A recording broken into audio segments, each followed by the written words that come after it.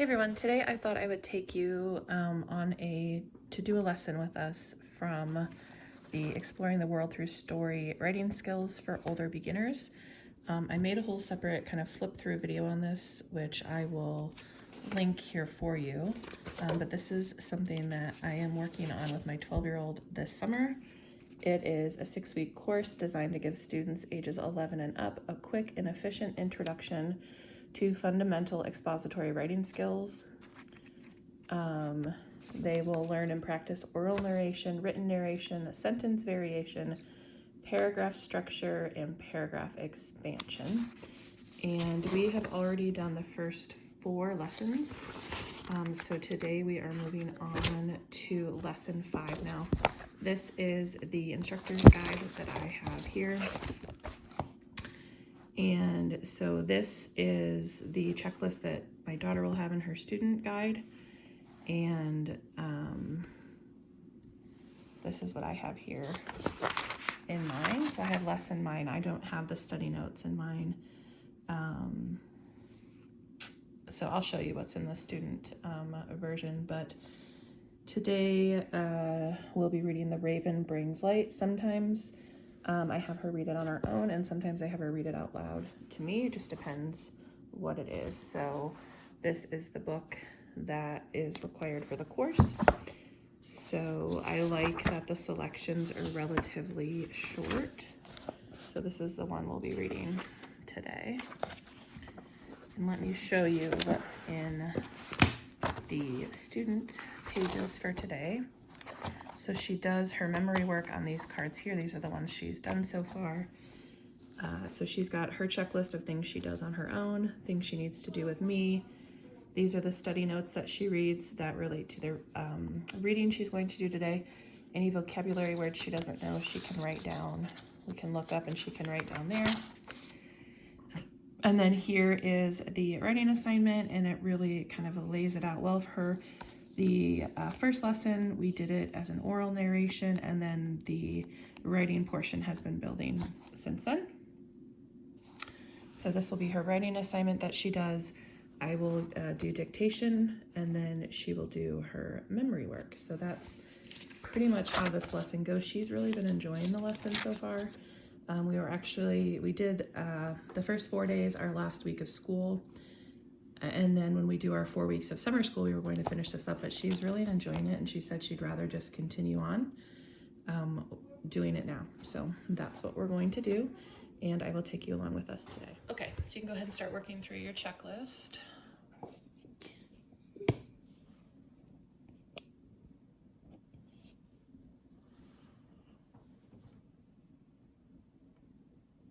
So you're gonna read the study notes?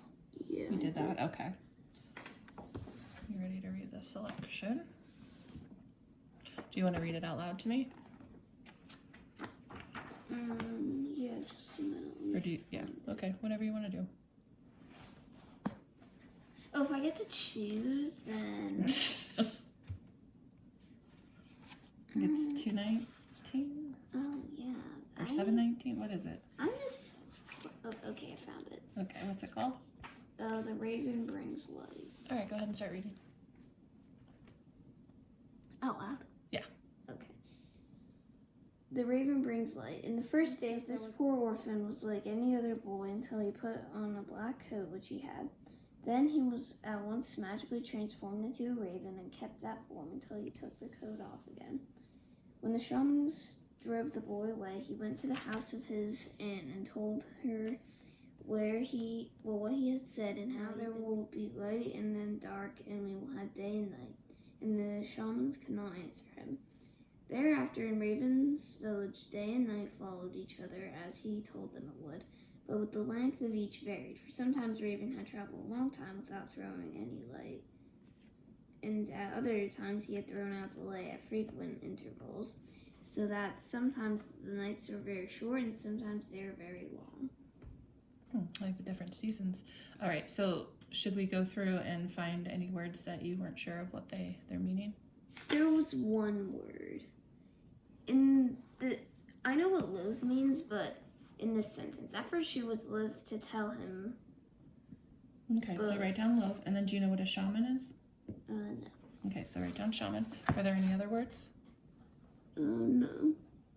Okay, so we'll look those two up. Okay, she finished her definitions and now she is going to work on the writing assignment, and then I have read the story and then she read it aloud to me, but the teacher's manual, I was painting my nails by the way while she was reading, the teacher's manual does give you kind of a sample written narration, so you have something to compare it to, but she's going to work on hers now. And read me your narration.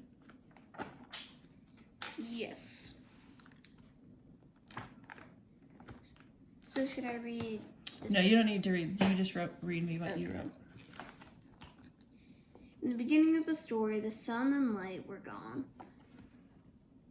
And then there was an orphan boy who mocked the shamans, and they kicked him out of the village. Okay, so she finished reading me her narration, and now we are going to do the dictation. So the first time I'm just going to read it through and she's going to listen, and then the second time I will read it sentence by sentence and she'll repeat it back to me, and then the third time I will read it and she will write it, and then the fourth time she will look over what she wrote and make any corrections. Okay. So this time you're just listening. Then by means of his magic coat, he changed into a raven and flew as fast as wings could carry him. Behind him, he heard the frightful shrieks and cries of the old man who pursued him. Okay, so now this is two sentences. I'm going to read you the first sentence and you repeat it back to me, and then I'll read you the second sentence and you repeat it back to me. Then by means of his magic coat, he changed into a raven and flew as fast as wings could carry him. Then by means of his magic coat, he changed into a raven and flew as fast as wings could carry him. Okay, and now the next sentence I'm going to read through it again and you check what you wrote and make any corrections to spelling, capitalization, that kind of thing.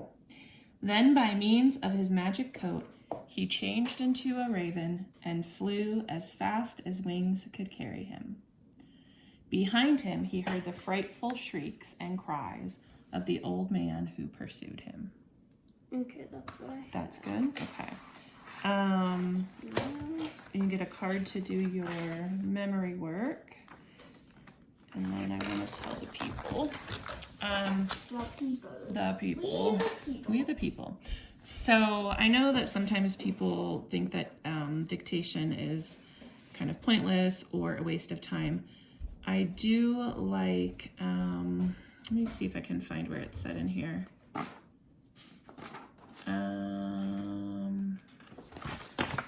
Hold on a second. Somewhere in here it talks about the dictation and why they include it. Oh, here we go. So it says that, like oral narration, the purpose of dictation is to help students hold phrases and sentences of increasing length in their heads while they write them down. Dictation has obvious benefits for note-taking, but it also plays an important role in writing. Because a working memory is limited, students often lose their place mentally while trying to compose sentences, derailing the writing process. Dictation is a tried and true method to practice dividing sentences into meaningful units, a process called chunking, to make them easier for working memory to handle. And then it gives you kind of the process for how you should do the dictation, but I thought that was helpful that they put that in there. All right, so she is writing out her memory work, which in this lesson is, what is the difference between independent and dependent clauses? And she will tell me the answer here in just a second.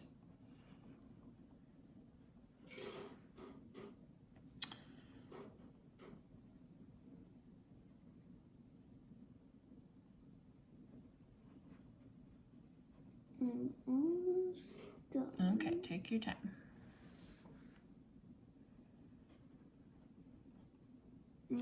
Okay, so what is the difference between independent and dependent clauses? An independent clause is a clause that can stand alone as a complete sentence. A dependent clause cannot. Okay, and so now you're going to go through and run through the rest of your memory work cards from the previous days. And I'll take your workbook there, and then we're done. And so that was the whole lesson. It didn't take that long at all. And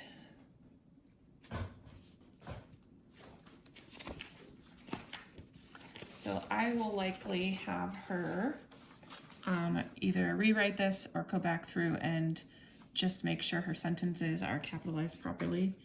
That's one thing that for this particular learner we have to go back in and do, because while she knows capitalization rules, when she's writing, those kind of go out the window. So proofreading is very important for us. So we're going to go through and do that, and then our lesson is done. So I hope that that was helpful to you. If you have any questions, leave them down below. I will try my best to answer them.